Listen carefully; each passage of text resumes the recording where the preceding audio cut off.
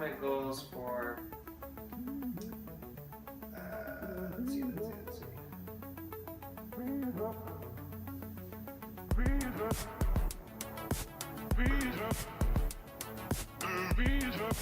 Okay, my goals are basically, what up everybody? Alright, we're back and I'm here to let you know that I'm still going strong on the ketogenic diet. All the doubters and stuff have forgotten that they even doubted me, and I'm just one of these people on keto now. It's pretty cool. It feels like 2 weeks, I'm not sure. I can always check on my app, Keto Diet, to see exactly when I started and how well I've been doing at tracking my macros. Now let me admit that there's been a few days where I slip up on tracking my macros perfectly, but I have been being very mindful of what's going into my body. So it hasn't been a perfect journey, but I've been doing a pretty good job at tracking and being, aware of what I'm intaking, all of that good stuff. So I've had one official cheat day so far where I just, I knew that I was going to be with some friends and I didn't want to be that difficult person who's like, oh no, it's okay, I'm not going to eat, or I already have to do that enough with work and everything that I didn't want to have to do it for a friend's birthday, so I had some fried chicken wings and I had a couple of Skittles even. I know, what was I even doing around Skittles? They were there, they're not there anymore, they're gone. I was like, let me have just one Skittle, just remind myself how sugar tasted, and it turned into 5 really quick, and then I was like, give me another 5, it's just 5 Skittles. What was it? At the end of like a 20-minute back and forth in my own brain, I had 14 counted Skittles, and I was ashamed of myself, and plus all the fried food, and I think I had a couple of gummy bears that night. I just did not feel very good, you guys. I didn't feel good. I looked in the mirror, I didn't look good. It was a bad combination. Bad time. But I'm back on it. The fast is happening again. The keto is happening again. And I'm looking forward to the next week or so. I'm going to be acquiring a keto reader that'll read your ketone levels in your blood. And it's like a / glucose meter. You can find the glucose meters easy at like Walmart or Walgreens or any kind of pharmacy or store or whatever. They have the glucose meters, but if you look close, none of them really say that they measure ketones, and it's hard to tell if it does or not without it saying so on the box. I mean, for a beginner, for a dummy, again, who doesn't know what the heck is going on. So I just see there's some advertised on the net as saying that they measure ketones as well, so I'm going to pick one of those up, and then I'll be able to actually track and see if I've got the ketone production going on enough to where I might actually be in ketosis and not even know it. That would be cool. That would be ideal, actually. I would hate to have been trying this hard for so long, and then I'm still not in ketosis. God damn it, what do I have to do, So let's keep going. Let's keep our positive mindset on, you guys. Keep going. Whatever it is you're doing, just make sure you go get it, because nobody's going to give it to you. So a quick little update of what I've been eating today, for example. I started my eating at around 1:30 or so, and kicked it off strong with some bulletproof coffee.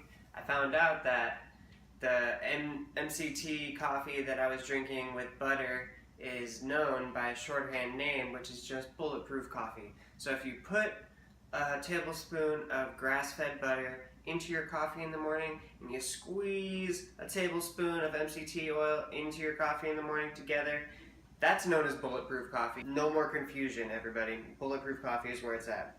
I think that it's good to start off something that's really high in fat when you're breaking your fast, just to kind of remind your body that, hey, this is where you're looking for energy, is the fats, Even if you're really low carb, if that's the very first thing you intake after a fast, I think that might kind of throw your body off and give mixed signals about what you want to use for energy. So I like to break the fast with something high fat, and that's the bulletproof coffee. Boom, started it off today, pretty strong.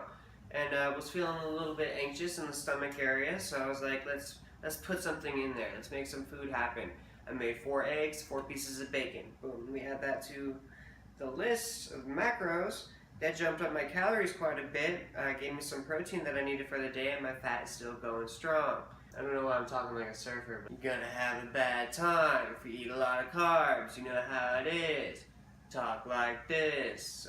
No, I'm not a surfer. I've never been surfing, but maybe someday. I'm getting sidetracked. Stay on focus. Focus. Focus. I had the eggs. I had the bacon. I had the coffee. Oh, I found this cool thing on YouTube. This guy, he made a peanut butter muffin that's keto friendly out of 1 egg, 1/4 teaspoon baking powder, and 2 tablespoons of natural peanut butter. Now, I tried to do exactly what he said, and it kind of came out a little bit different. I think that my peanut butter was just not liquidy enough to make a good mixture in the beginning, and it came out kind of strange. I don't know. I'm gonna try it again, and it's gonna be a part of my keto plan, or my options of what I can eat in a day, but it just came out a little strange. I'm letting you guys know. If I have to be honest, my very first try on this cauliflower pizza crust was fucking perfect. It was really good, you guys. So good that this one that I'm waiting on right now is actually my 3rd one in a week that I'm making for myself. It's really, really good. I feel like I'm gonna be relying on these cauliflower crust pizzas almost as a staple in the future. So just letting you know, it's a really good substitute for regular crust pizza if you're doing this keto thing. So I had the peanut butter muffin, I had the bulletproof coffee, I had the 4 pieces of bacon, the 4 eggs, and I'm making this cauliflower pepperoni pizza right now, which I have calculated all the macros into this app, and it's showing me that as for my goals that I set for myself, I'm doing pretty good for the day. I'm 9 grams over what I shot for myself on the protein, but a little tiny bit under on everything else. But that's not terrible, you guys. I was setting my goals for 74% fat, 21% protein, 5% carbs.